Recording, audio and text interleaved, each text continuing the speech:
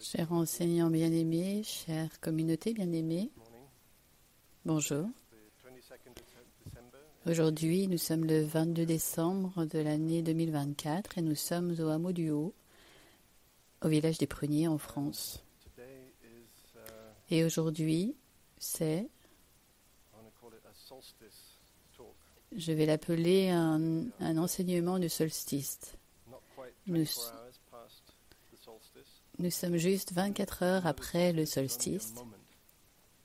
Savez-vous que le solstice, c'est juste un moment, un seul moment.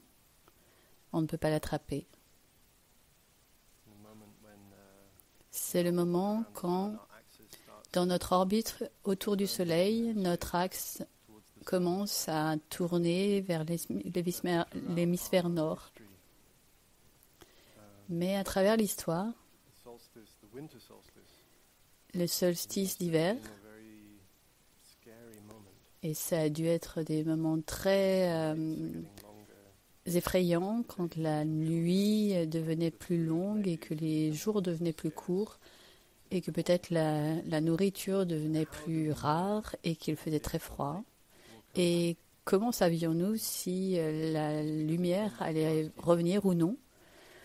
Juste parce que la lumière était revenue l'année d'avant, est-ce que ça voulait dire que la lumière reviendrait cette année? Il n'y a pas de garantie, c'est un raisonnement d'induction et le raisonnement d'induction n'est pas vraiment solide comme raisonnement. Ça ne marche pas toujours. Juste parce que ça a eu lieu la dernière fois, ça ne veut pas dire que ça aura lieu encore. Donc nos ancêtres ont eu l'habitude de faire des choses pour inviter le soleil à revenir. Ils avaient l'habitude d'allumer des bombes de feu pour renforcer l'énergie du soleil, pour supporter l'énergie du soleil. C'est gentil, c'est comme se dire « Oh, le soleil a un mauvais moment, peut-être nous pouvons l'aider ». Et peut-être maintenant, dans le monde, nous avons aussi cette question. Est-ce que la lumière va revenir?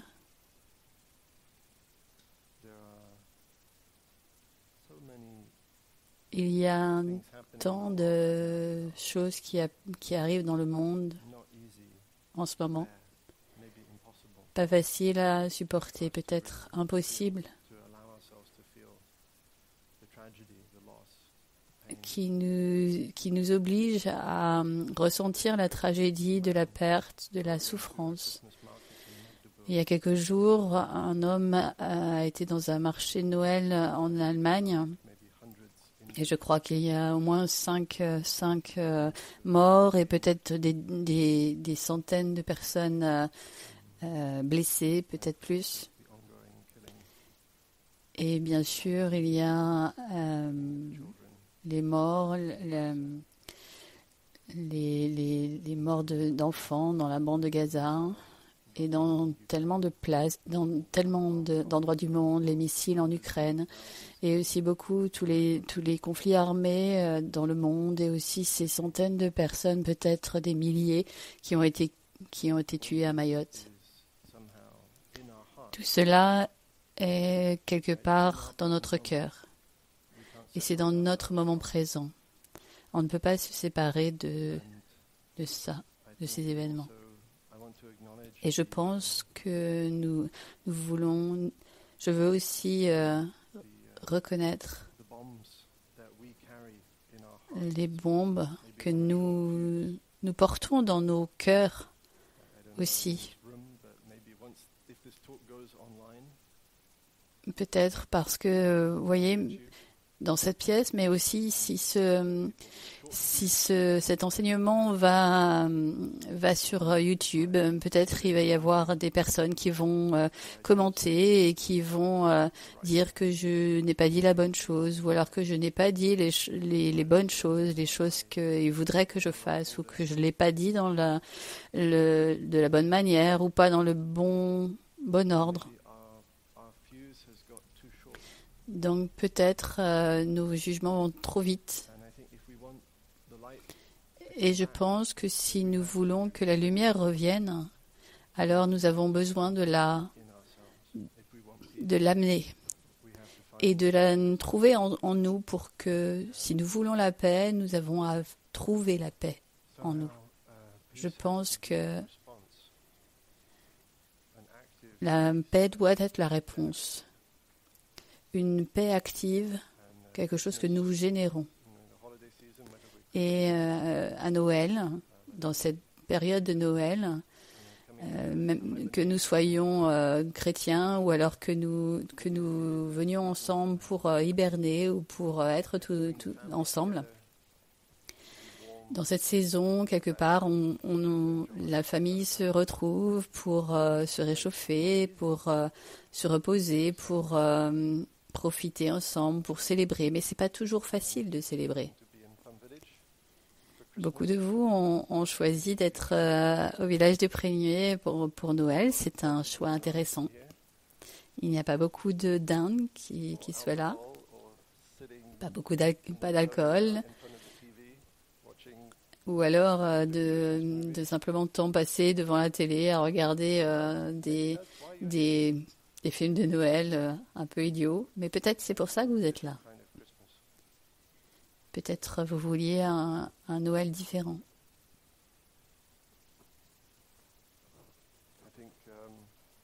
Je pense que parfois nous souhaitons un miracle de Noël, comme le premier miracle, puisque finalement Noël c'est la célébration d'un miracle. Peut-être nous avons besoin d'un nouveau miracle. Peut-être nous avons besoin de nombreux miracles. Donc c'est naturel de vouloir, de souhaiter quelque chose. Je me souviens que quand j'étais enfant, je souhaitais des choses pour Noël. Peut-être pas les meilleures, les choses les plus nobles, mais des présents. Vous savez, c'est normal dans notre culture. Je n'ai pas été spécialement élevée dans une attitude spirituelle par rapport à Noël. Pour nous, c'était surtout un temps pour que la famille vienne ensemble et discute, devienne très stressée à faire des mets très compliqués. Et pour les enfants d'être très excités en anticipant leur présent. Mais il y avait beaucoup de joie. La plupart du temps, il y avait un mixte. Mais je veux parler des souhaits. Qu'est-ce que nous voulons? Qu'est-ce que nous souhaitons? Parce que dans notre culture, il y a une sorte de sagesse. Il y a une connaissance on a tendance à dire que les rêves peuvent être, les souhaits peuvent être dangereux. Par exemple, le mythe du génie, vous savez, ces trois vœux que l'on peut faire et que ce soit dans toutes les cultures, on peut trouver des génies dans des bouteilles et puis s'il sort, il vous dit, il vous donne ce que vous voulez. Mais est-ce que vous le vouliez vraiment? Et quand vous l'avez, est-ce que c'était vraiment ce que vous vouliez? Il y a tellement d'histoires de cette sorte. Par exemple, une histoire, un conte européen à propos de quelqu'un, comment vous l'appelez, ceux qui coupent le bois dans la forêt. Un bûcheron, oui, il y a un autre mot, c'est pas grave. Un bûcheron. Prenons ce mot. Donc, il va dans la forêt, il coupe un peu de bois et il y a une histoire, un conte qui dit qu'il y a un génie dans un arbre et donc du coup il coupe l'arbre, il libère le génie et donc du coup le génie lui dit qu'il a trois vœux, donc il va vers sa femme et lui dit nous avons 3 vœux. Et il y a différentes versions de cette histoire, mais dans une d'elles, la femme a tellement faim qu'elle dit je souhaiterais que nous ayons des saucisses. Et donc, immédiatement, ils reçoivent des saucisses, peut-être des saucisses végétariennes, peut-être. C'est une question intéressante, en fait, de savoir si on a des saucisses magiques, est-ce que les animaux doivent souffrir? Est-ce que peut-être pas? Peut-être que c'est comme la viande qui vient des laboratoires. Il n'y a pas d'animaux qui souffrent. Donc là, le mari devient très, très, très en colère parce que on aurait pu avoir des souhaits beaucoup, beaucoup plus grands. Et donc, il est tellement énervé qu'il dit j'aimerais que ça soit collé à ton nez. Et là, donc, les saucisses se collent à son nez. Et donc, il n'y a plus qu'un seul vœu. Et donc, les souhaits peuvent aller si vite dans la mauvaise direction. Donc, là, il a bien sûr dit qu'il voulait que les saucisses soient détachées du nez de sa femme. Et donc, du coup, il reste avec juste les saucisses. Donc, les conséquences dans ce cas n'ont pas été très sérieuses, mais il y avait un avertissement. Il y avait un avertissement sur le fait que l'on doit sans doute payer attention aux vœux que l'on fait. Il y a quelque chose qui devient très populaire sur les réseaux sociaux ces derniers temps, une attitude, une façon de penser la spiritualité et notamment les souhaits. Quelquefois, c'est appelé la loi de l'attraction. Est-ce que vous savez ce que je veux dire par la loi de l'attraction ou la manifestation, manifester les choses? Et donc, j'étais curieux de savoir d'où cela venait. Et donc, j'ai pas été voir toute l'histoire, mais 5 minutes passées sur Google m'ont permis de voir d'avoir quelques éléments pour comprendre. Donc, apparemment, au 19e, il y a eu un mouvement qui s'est appelé Nouvelle Pensée, qui prend ses racines peut-être dans des croyances égyptiennes ou des connexions avec plusieurs traditions spirituelles plus vieilles.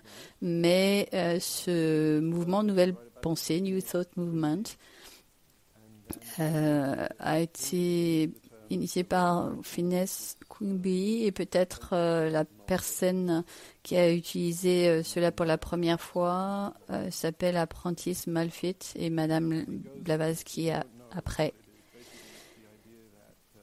Et donc, si vous ne savez pas ce que c'est, ça veut dire à peu près que on attire à nous les choses avec lesquelles on résonne, à la fréquence desquelles on résonne. Donc, on doit raisonner à la fréquence de ce qu'on veut attirer, quelque chose comme ça. Il y a après des questions sur qu'est-ce que veut dire la fréquence. C'est notamment ce que je questionne mais bon, ça c'est autre chose. On ne va pas aller dans cette direction. Donc, dans un sens, l'idée est que nous pouvons tous avoir ce que nous voulons. Donc, ça veut dire, peut-être, je dois juste souhaiter ce que je veux, mais eux, ils disent non, si vous faites ça, à ce moment-là, vous souhaitez les vœux, et donc ce que vous attrapez, c'est le fait de vouloir toujours, et donc du coup, vous êtes dans un vide, et donc du coup, vous allez toujours être en train de souhaiter quelque chose, et donc du coup, vous devez agir comme si vous l'aviez déjà, et donc là, vous attirez ce que vous voulez, parce que vous agissez comme ce que vous voudriez. C'est très populaire sur TikTok. C'est vraiment partout. C'est très populaire. toutes les personnes qui sont sur une recherche spirituelle, à un moment, vont voir ces choses-là et se questionner. Est-ce que c'est vrai? Peut-être. Et donc, pour l'objectif de cet enseignement, supposons juste quelques minutes que c'est vrai. D'accord? Je ne sais pas. Mais supposons que c'est vrai. Et qu'est-ce que cela a à voir avec des pratiques bouddhistes?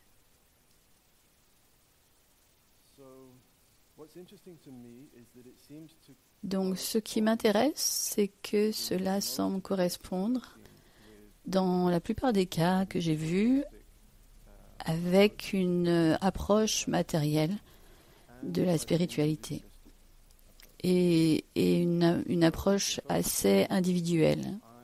Le focus est sur ce que je veux et quelque part, ce que je veux va être bien, bon pour moi. Si j'avais ce que je voulais, alors le problème serait réglé. Je ne suis pas si sûre de ça. Et je pense que culturellement, toutes ces histoires sur les génies nous disent attention, soyez vraiment, vraiment précautionneux avec ce que vous soyez. Il y a un chant, une chanson, quelqu'un m'a parlé de ça hier, qui s'appelle Protège-moi de ce que je veux. J'ai essayé d'écouter, je l'ai trouvé un peu déprimant, mais de toute façon, il existe ce chant. Protège-moi de ce que je veux. Et si je pense à ça, en supposant que c'est vrai que nous pouvons manifester la réalité que nous voulons, donc nous devrions nous demander, avec tous ces vœux, avec toutes ces manifestations, qu'est-ce que nous avons manifesté? Et supposons que pour ceux d'entre nous qui l'ont fait ou qui essayent de le faire, vous pouvez avoir la maison, l'argent, le partenaire, le nombre de followers, le style de vie, tout ce que vous voulez. Et à la fois, il y a la crise climatique, les inégalités, l'injustice, la guerre, les oppressions, la discrimination. Et on doit être honnête sur ce qu'on a manifesté, puisque nous avons manifesté tout cela. Nous avons manifesté à la fois la richesse, mais aussi les inégalités. Quand il y a la richesse, il y a aussi l'extraction. Quand il y a la richesse, il y a aussi la souffrance, la pollution, l'exploitation, l'esclavage peut-être. Donc nous avons à nous demander, est-ce que c'est cela que nous voulons?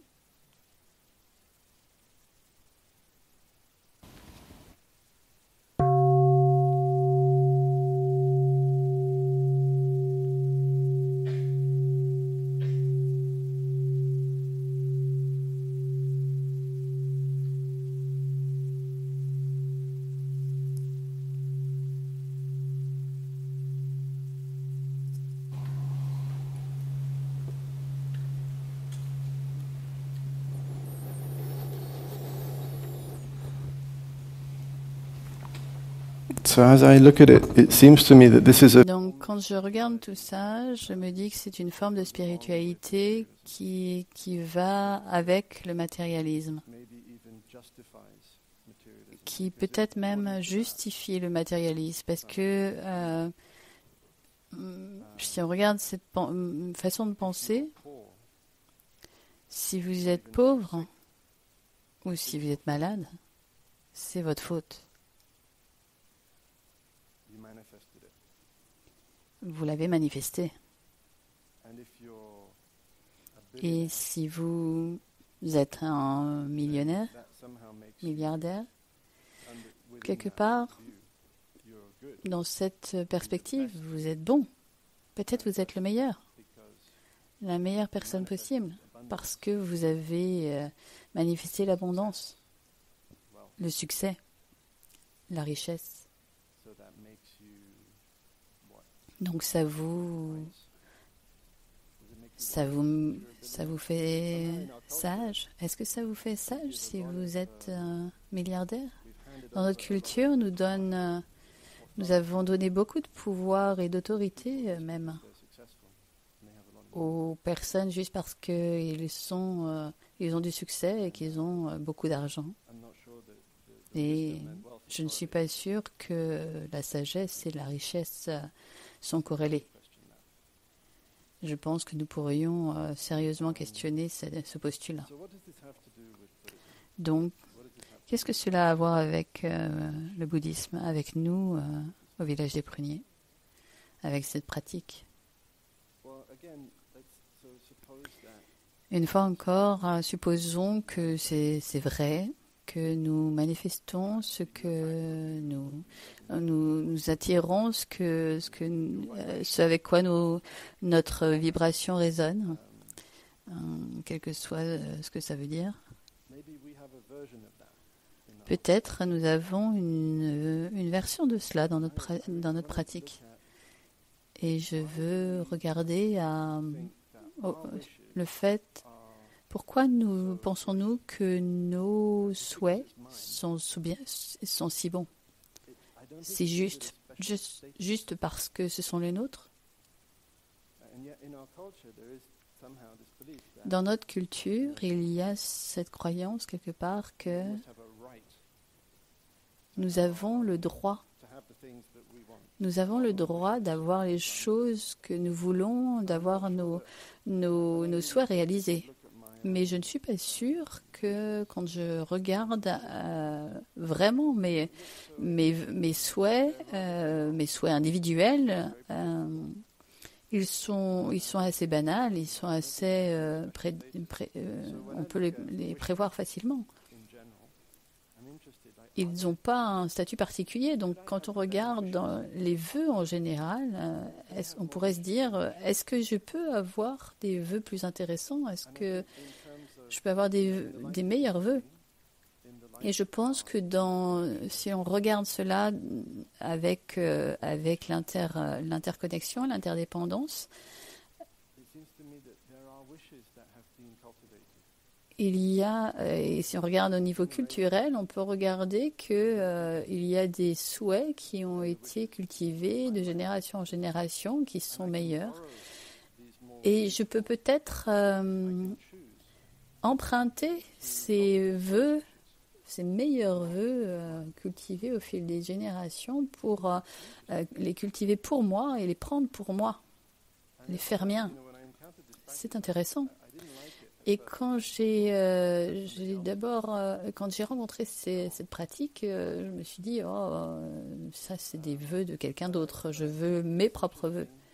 Mais je pense que c'est intéressant, au moins pour moi. Je suis intéressée à cultiver une sorte d'humilité sur mes propres vœux. Je ne veux pas être si sûre qu'ils sont si importants, qu'ils sont si valides.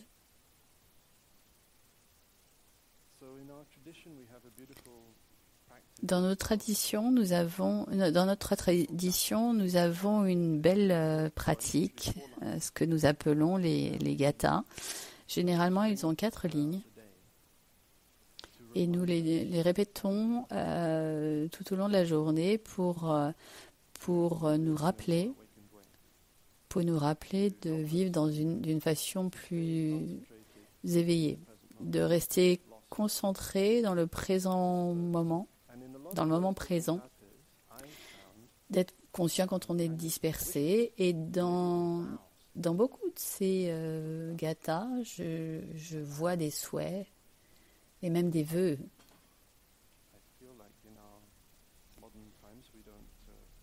Je pense que dans notre temps moderne, nos temps modernes, nous ne faisons pas beaucoup de vœux. Et au moins pour moi, quand je suis arrivée au village des pruniers, j'étais très confus ou très sceptique sur Qu'est-ce que c'est qu'un un vœu? J'ai vu beaucoup de promesses brisées, des mariages brisés. Donc, qui fait des vœux? Pourquoi tu prendrais des vœux? Mais au village des pruniers, c'est notre pratique. Et donc, j'ai dû être humble et apprendre. Qu'est-ce que ça voulait dire pour moi? Qu'est-ce que ça voulait dire en général? Qu'est-ce que ça voulait dire pour moi? Nous avons beaucoup de ces petites manifestations, appelons-les des rituels, pour voir si on pourrait emprunter ce langage.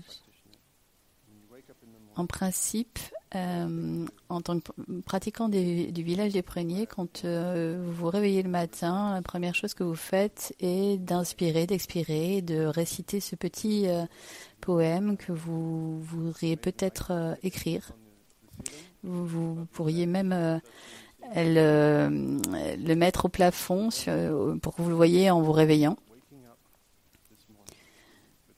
En me réveillant ce matin, avec cette première ligne, vous le dites mentalement et vous inspirez. En me réveillant ce matin, je souris. Mais là, vous devez vraiment sourire. Ça n'est pas suffisant de seulement le dire.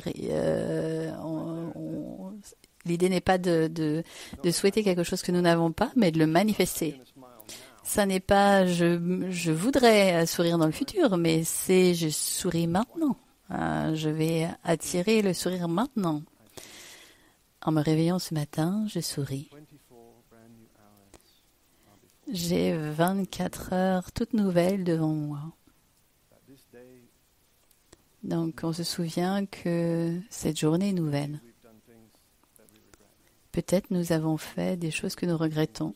Peut-être que hier n'a pas été aussi bien que ce que j'aurais souhaité, mais aujourd'hui, j'ai une nouvelle chance. Je fais le vœu. Je fais le vœu de vivre pleinement chaque moment. J'inspire. Et ça non plus, ça n'est pas vraiment un vœu, ça n'est pas vraiment un souhait, c'est un vœu. Je vais pas le faire dans le futur, je vais le faire maintenant. Je fais le vœu de vivre pleinement chaque moment, maintenant. Et de regarder tous les êtres, avec les yeux de la compassion. Est-ce que ce n'est pas une belle chose à vouloir faire le vœu de? Je fais le vœu de vivre chaque moment pleinement et de regarder tous les êtres avec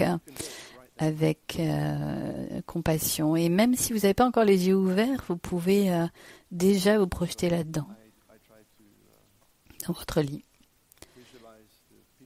Et donc, j'essaye, moi, de visualiser tous les gens avec qui je suis en relation, et particulièrement les relations où il peut y avoir un petit peu de tension ou d'incompréhension.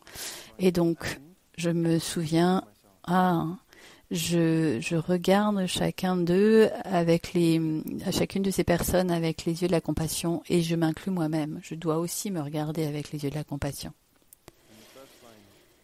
C'est la pratique. Et le premier verset, en me réveillant ce matin, je souris. En me réveillant à quoi? En m'éveillant à quoi? Je m'éveille au moment présent, mon moment présent. D'abord mon corps, mes sensations. Peut-être qu'il y a des tensions, peut-être qu'il y a des inconforts, peut-être qu'il y a... Peut-être que vous vous réveillez pas toujours dans la bonne humeur, avec bonne humeur, mais c'est le moment présent. Je me réveille et donc à cette réalité, et donc je m'éveille à cette réalité, donc je choisis de sourire. Pas un sourire commercial, mais un vrai sourire, un sourire tendre, un sourire qui embrasse tout ce qui est là. Je m'éveille pas seulement à mon moment présent immédiat, mais aussi à mon corps, mes sensations, mais j'essaye aussi de m'éveiller à la souffrance du monde pour ne pas oublier, pour ne pas ignorer. Et je peux inclure cela, ça fait partie de mon présent. C'est dans notre cœur, qu'on le veuille ou non, qu'on aime ou pas. Et donc, je veux m'éveiller à ça. Je veux le reconnaître, la souffrance humaine, et plus largement que cette souffrance humaine, la souffrance de la forêt, des rivières, des océans, de la planète. Ça fait partie aussi de mon moment présent. Et je choisis de sourire.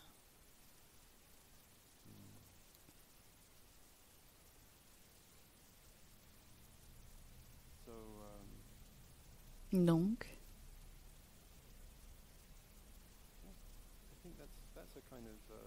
je pense que c'est une manière une application de la loi d'attraction et de manifestation. Je manifeste une réponse compassionnée à la souffrance en moi et autour de moi.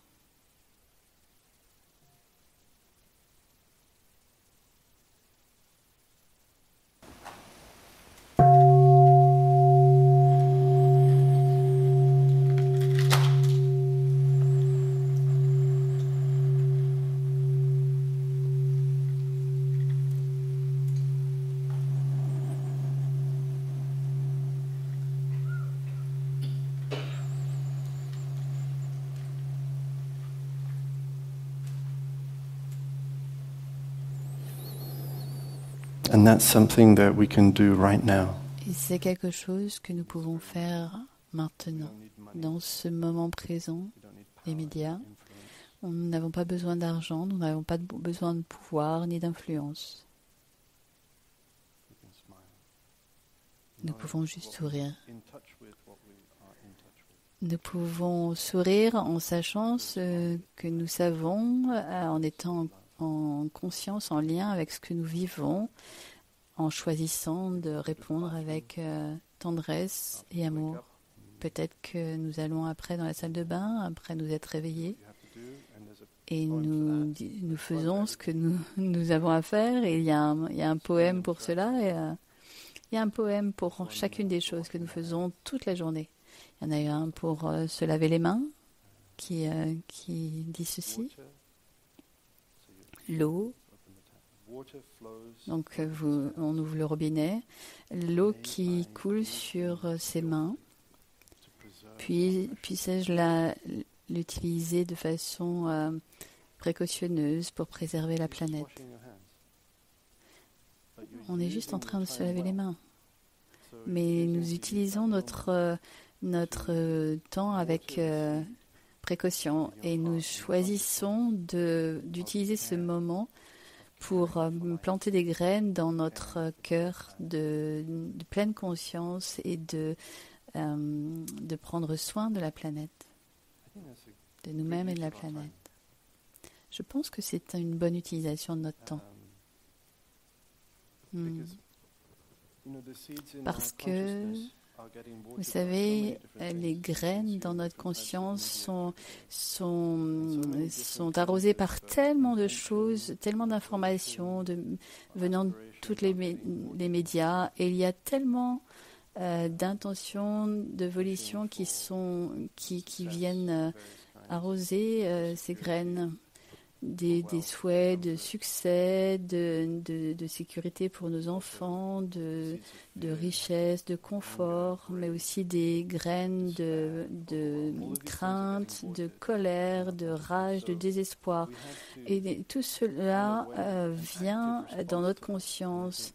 Et nous avons besoin de trouver un chemin pour avoir une réponse active. Et de trouver un chemin Parce que ce n'est pas, il ne suffit pas de vouloir une fois, ça doit devenir une habitude. On pratique cela, on le fait plusieurs fois par jour.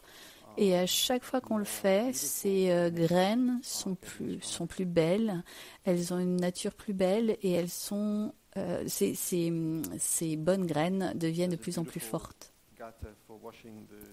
Il y a un très beau gâta pour laver la vaisselle. Il y a une autre version de celle-là, mais je ne sais pas pourquoi. Très tôt, j'ai appris celle-là et donc je continue avec celle-là, cette version. Et c'est agréable parce que si vous êtes au village des Pruniers, tout le monde doit faire la vaisselle et tout le monde doit avoir le courage de plonger son bol dans une eau qui n'est pas toujours aussi propre qu'elle pourrait être, mais nous avons la foi. Mais l'autre jour, j'étais en train de laver ma vaisselle dans le hall et un de mes amis m'a posé la question. Je crois que sa question était quelque chose comme, il a dit,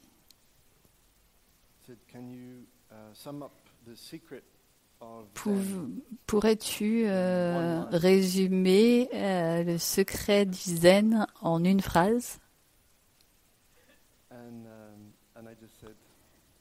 Et j'ai juste dit le silence quand on lave la vaisselle. Et je ne sais pas s'il a compris, mais il a rigolé. Il a souri, parce que nous avons l'habitude de pratiquer le silence quand nous faisons la vaisselle, mais parfois on oublie et puis on était en train de faire la vaisselle, on parlait avec son voisin et parfois les moines et moniales le font aussi. Et donc parfois on oublie cette pratique. Et donc c'était une manière de se rappeler, de me rappeler, je lave ma vaisselle en silence. Et je crois qu'il a compris. Et donc, ce que j'étais en train de réciter ce gâta, quand j'étais en train de laver ma vaisselle, j'aime tellement ce gâta que je le récite vraiment et je prends plaisir à laver ma vaisselle à chaque fois. Donc, je n'étais pas en train de lui dire « Oh, tu dois vraiment suivre la règle ». J'étais en train de faire quelque chose d'intéressant qui était de laver ma vaisselle. Et le gâta est celui-ci. Donc, vous avez les mains dans l'eau. Aujourd'hui, nous lavons le bébé Bouddha. Et ce gâta est vraiment intéressant. Parce que je considère ce gâta comme un puzzle à résoudre. Donc, on est en train de laver un bol sale et on dit je suis en train de laver le bébé Bouddha. Comment ce verre, ce bol peut être le bébé Bouddha? C'est une énigme à résoudre. Une chose à propos de ce bol, c'est que ça n'est pas juste un bol. C'est l'objet de notre pleine conscience, mais c'est aussi le sujet. C'est un objet et un sujet de la conscience en même temps, puisque l'objet et le sujet se manifestent en même temps. Est-ce que cela fait sens? Nous sommes en train de faire de la non-dualité ici. Nous sommes juste au bon endroit. Boum.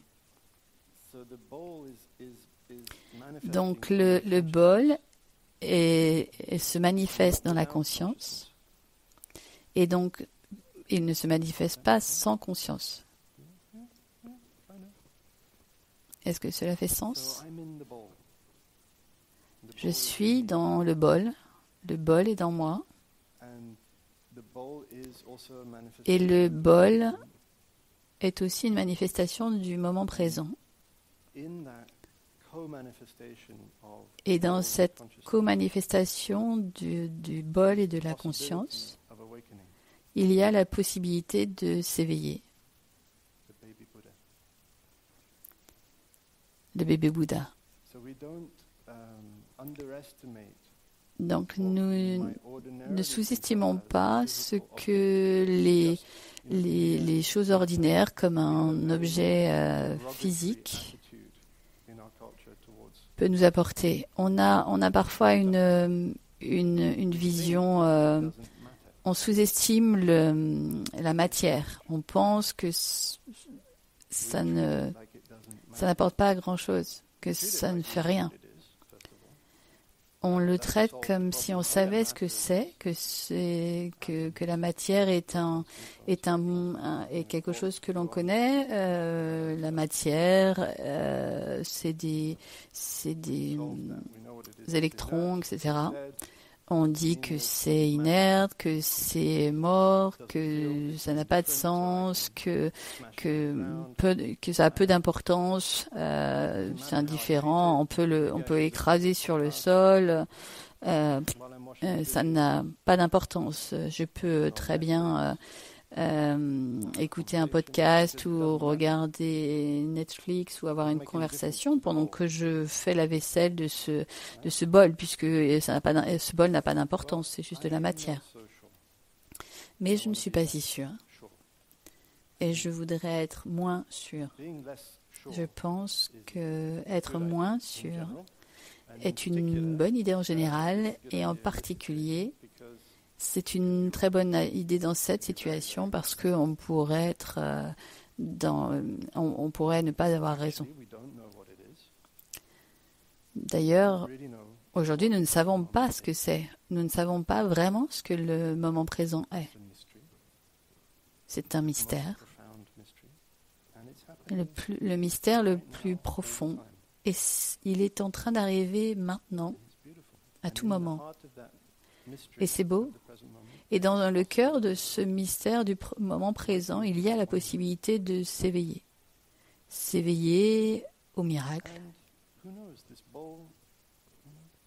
Et qui sait si ce bol pourrait aussi... Peut-être il n'est pas si inerte que ce que nous pensons. Aujourd'hui, les bols sont produits en masse dans des usines, mais si vous revenez à ces bols à thé faits à la main au Japon, on dirait qu'ils sont en vie. Ils ont de la vie en eux. Toute chose a de la vie en elle, à un degré ou à un autre. Et peut-être, si je porte toute mon attention et si je considère ce bol comme le bébé Bouddha, pas seulement un bébé, mais un bébé Bouddha. Et si j'étais en face du bébé Bouddha, je voudrais être vraiment, vraiment précautionneux. Je ne voudrais pas faire de bêtises. Parce que c'est très important. Waouh! Est-ce que vous pouvez penser à toutes les conséquences? Oh! Waouh! Donc on prend vraiment soin, on apporte toute son attention et on cultive toutes les graines de tendresse et d'amour à ce moment-là. Et c'est vraiment un bon usage du temps. Parce que nous voulons de l'amour. Et donc, si nous voulons de l'amour, nous avons à manifester l'amour. L'amour dans toute chose, avec toute chose. Nous voulons porter de l'attention, de la considération, du respect. Nous avons alors à manifester ce soin, cette considération et ce respect, même pour un bol ou une cuillère. Ça, c'est juste la première phrase. Aujourd'hui, nous baignons le bébé Bouddha. Et il y a tellement de bonheur qui vient de cette pensée éveillée, de cette compréhension. Et donc, si je me suis vraiment mis dans cette première ligne, et est-ce que j'ai vraiment réalisé que c'est de là que je tire mon bonheur vient de la compréhension. Et c'est gratuit. À tout moment, on peut l'avoir. Tellement de bonheur vient d'une pensée éveillée, d'une compréhension. Et c'est réellement ça, c'est vraiment vrai. Mais peut-être, parfois, je fais cette vaisselle avec une certaine routine. Peut-être que je récite même cette ligne, cette phrase, ce verset avec habitude. Donc je dois vraiment voir si cette joie est réelle. Est-ce qu'elle est en moi vraiment, ou est-ce que je suis tendue? Est-ce que c'est vrai? Est-ce que, malgré tout ce que j'ai en tête, ce avec quoi je dois agir, est-ce que j'arrive à trouver ce bonheur maintenant et à le manifester au milieu de tous ces challenges, de ces difficultés, de toute cette souffrance qui m'entoure?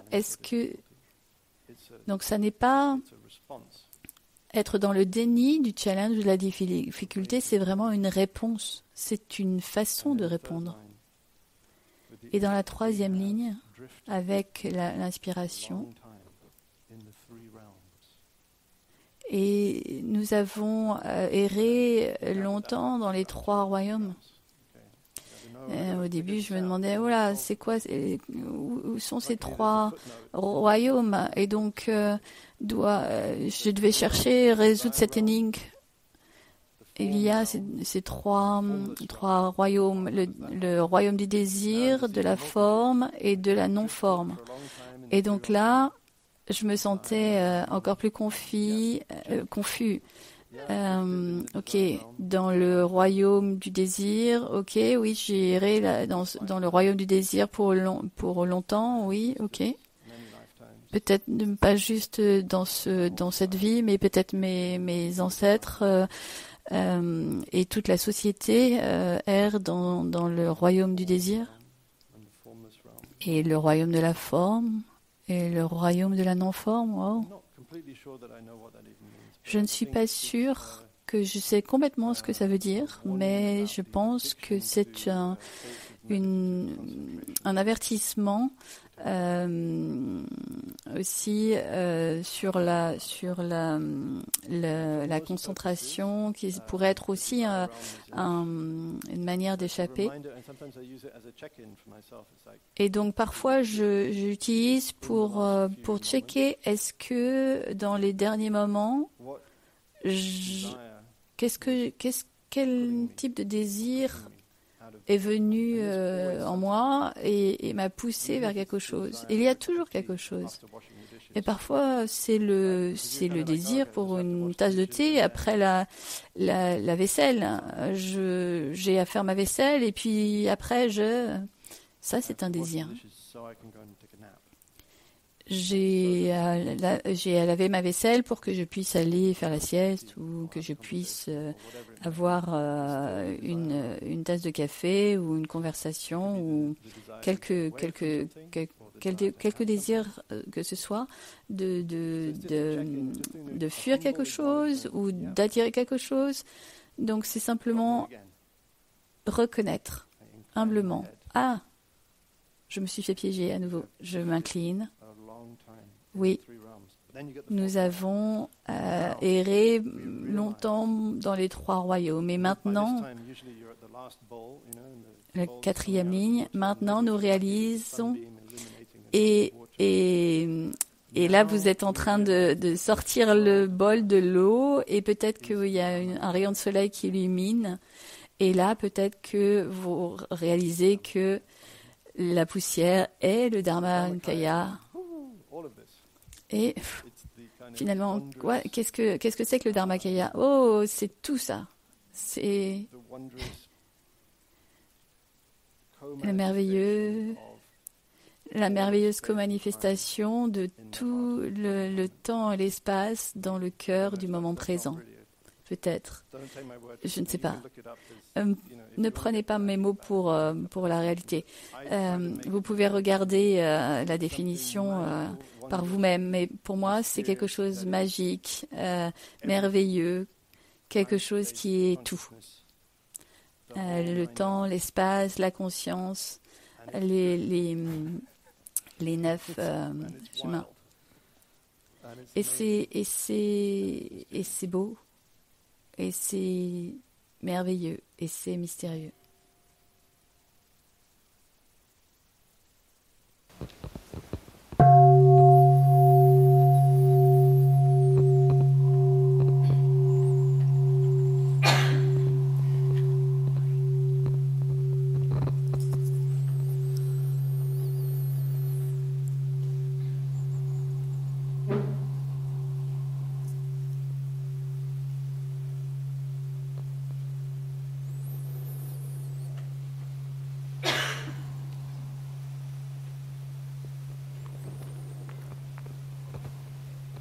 So a lot can happen.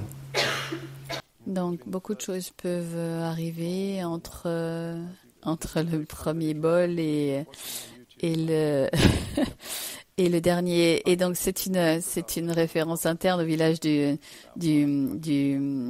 pruniers. Donc, il peut se passer beaucoup de choses entre le premier baquet, le premier bac et le quatrième, quand vous lavez au début, et puis après quand vous rincez au fur et à mesure, c'est très beau. Vous pouvez le faire aussi à la maison, mais c'est une invitation à vraiment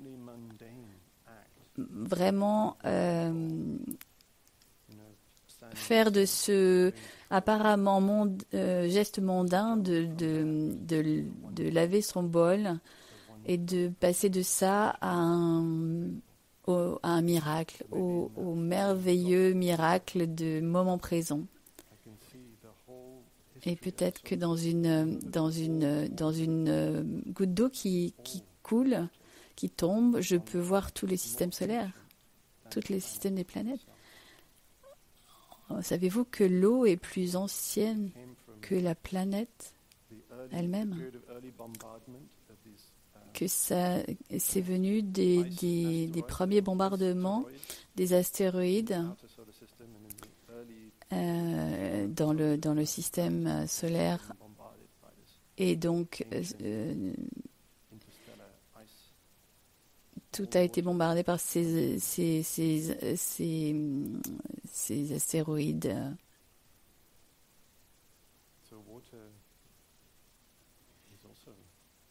Donc l'eau est aussi, ça nous connecte. Ça nous connecte à tout le temps, l'espace, à tout le cosmos, à toute l'histoire de ce cosmos. Et nous le traitons comme si c'était rien de spécial. Oui.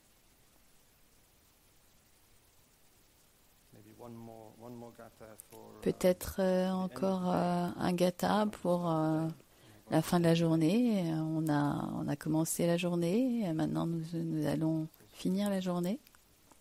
C'est aussi très, très beau. Peut-être vous êtes dans votre lit et vous fermez les yeux. Et avec l'inspiration, le jour finit maintenant.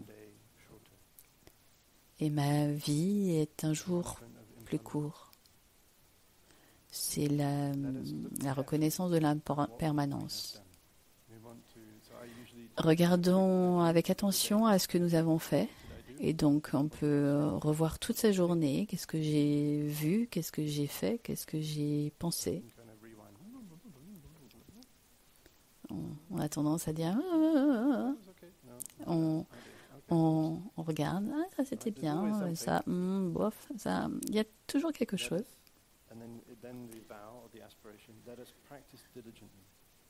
Et donc on pratique avec diligence. On met tout son cœur dans cette méditation.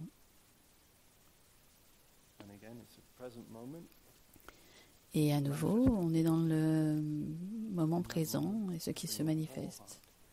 Dans ce moment, je mets tout mon cœur et mon intention sincère pour pratiquer avec diligence. Mon cœur tout entier dans ce chemin de méditation, dans ce chemin, la méditation. Puissions-nous vivre en profondeur chaque moment, en liberté. C'est un vœu, c'est un souhait, mais je ne le souhaite pas seulement pour moi-même. Ce n'est pas un vœu égoïste. Et maintenant, chacun d'entre nous, ensemble, nous pouvons souhaiter de vivre pleinement et en liberté. Et regardez, nous l'avons manifesté. C'est si facile. Voilà, nous y sommes. Nous vivons profondément et en liberté. Nous le vivons pour nous. Nous le souhaitons pour nous, nous le souhaitons pour les autres. Nous pouvons être très généreux, pas individualistes. Je pense qu'en règle générale, c'est probablement plus prudent de souhaiter des choses pour les autres que pour nous-mêmes. Et c'est pour ça qu'à chaque fin de session de pratique, nous joignons nos mains et nous nous inclinons pour partager les mérites.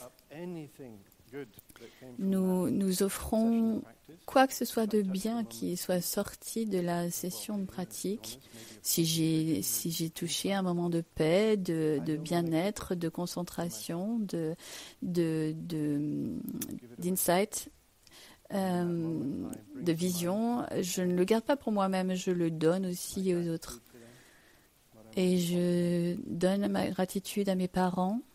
J'offre cette pleine conscience à mes enseignements avec de l'amour et de la gratitude pour mon maître, pour tous mes enseignants, pour mes amis, pour tous ceux qui m'ont supporté, qui m'ont soutenu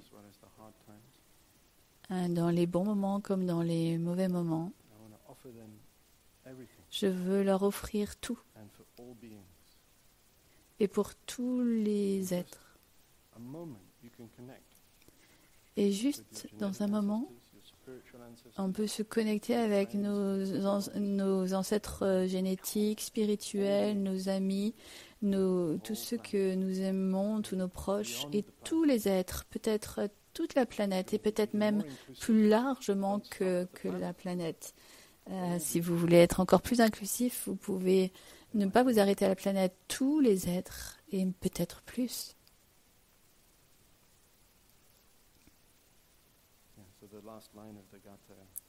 Et la dernière ligne du Gatha, je me suis interrompue au milieu de ce Gatha. Puissions-nous vivre chaque moment en profondeur et en liberté pour que ce jour ne se finisse pas sans sens. De vivre profondément, de vivre bien, de vivre avec générosité et de ne pas m'endormir, de ne pas être sans sens, de ne pas avoir perdu mon temps. Je reconnais que parfois j'ai perdu mon temps et donc j'ai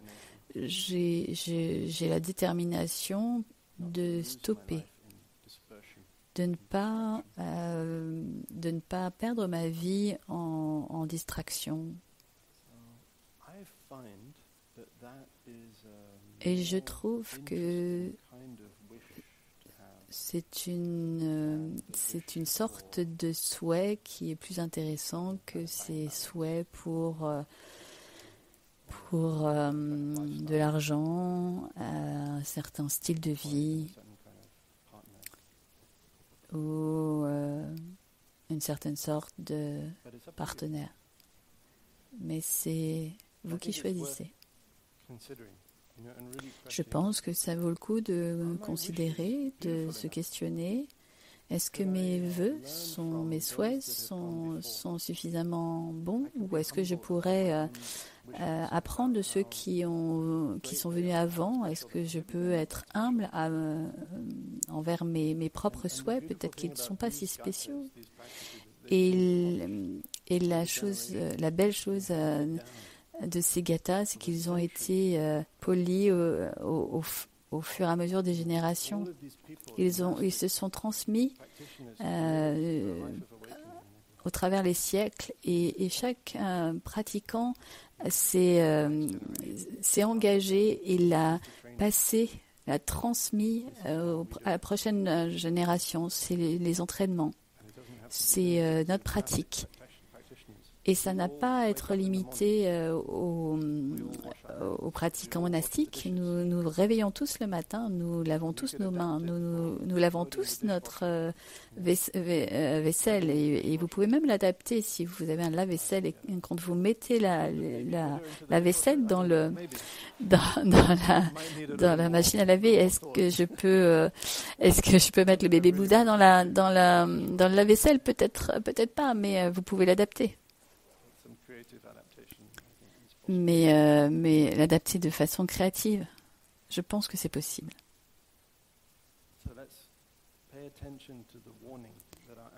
Alors, portons attention à cet avertissement que nos ancêtres nous ont laissé sur le danger de nos souhaits qui peuvent partir dans le mauvais sens, et prêter attention à tout ce que nous manifestons et à la manifestation collective, puisque nous sommes aussi le produit du collectif. Donc je pense que nous pourrions insérer plus de beauté dans cette manifestation collective. Un peu plus de gentillesse, un peu plus de générosité, un peu plus de tendresse. Et je voudrais finir avec plus de gathas, et cela, tous les gathas que nous disons quand nous invitons la cloche. Et ceux-là sont des énormes souhaits, parce que quand vous envoyez le son de la cloche, c'est un grand souhait, avec corps, parole et esprit en parfaite harmonie. J'envoie mon cœur avec le son de cette cloche.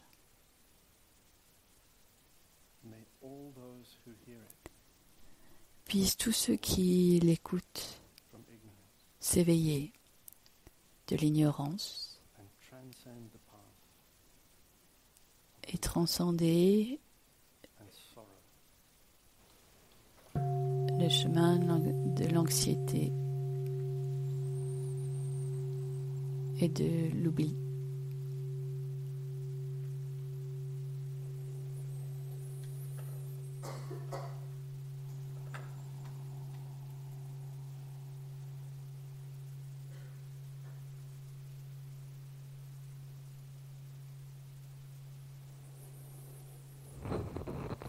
So we have a beautiful practice.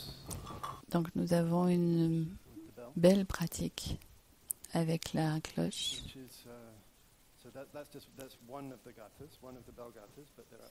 Ça, c'est juste un des gathas, et il y en a plusieurs.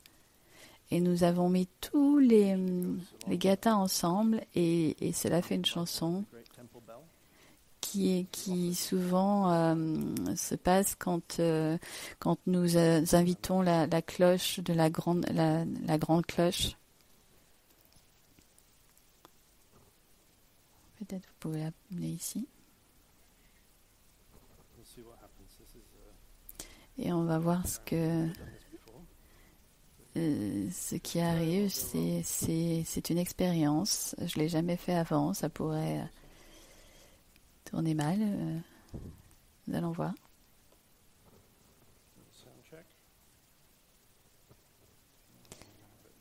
Je check le son.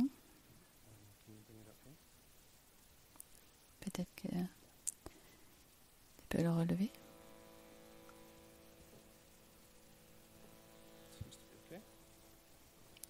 Ça a l'air d'être OK. Mm-hmm.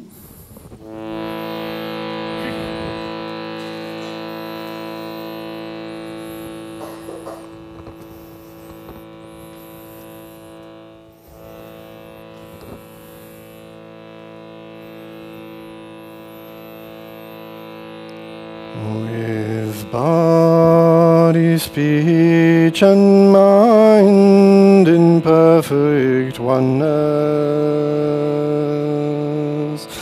I send my heart along with the sound of this bell. May the hearers awaken from forgetfulness and transcend the path of anxiety and sorrow. I listen,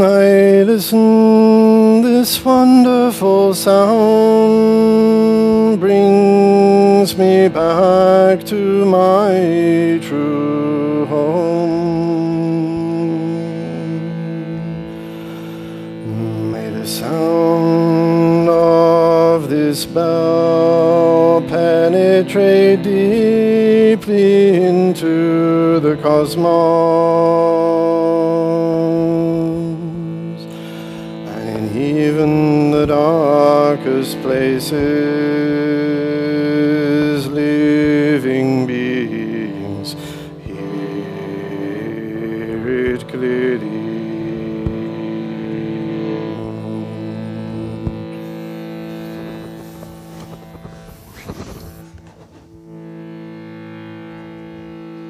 So that understanding lights up their hearts, and without hardship they transcend the cycle of birth and death.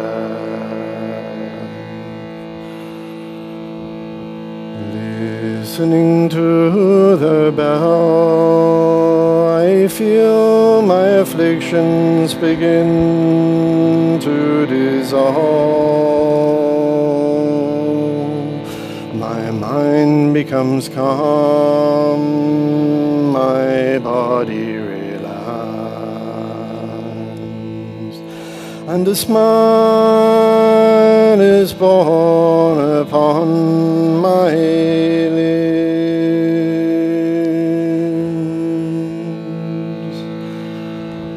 Following the sound of the bell, my breath guides me back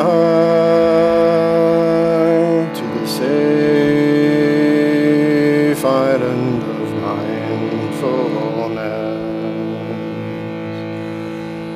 In the garden of my heart, flowers of peace bloom in beauty.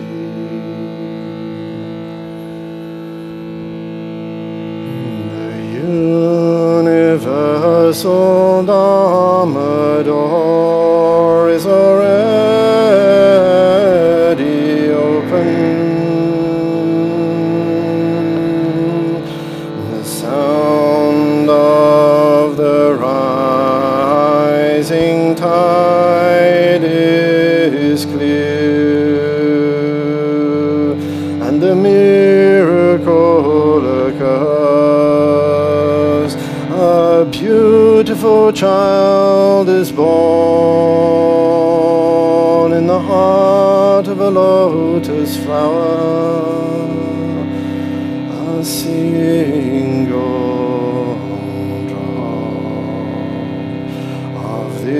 His compassionate nectar is enough to bring back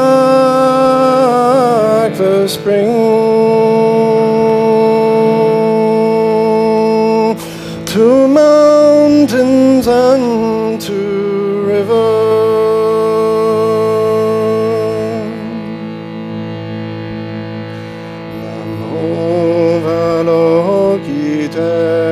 Avalokiteshvaraya, Namo Avalokiteshvaraya,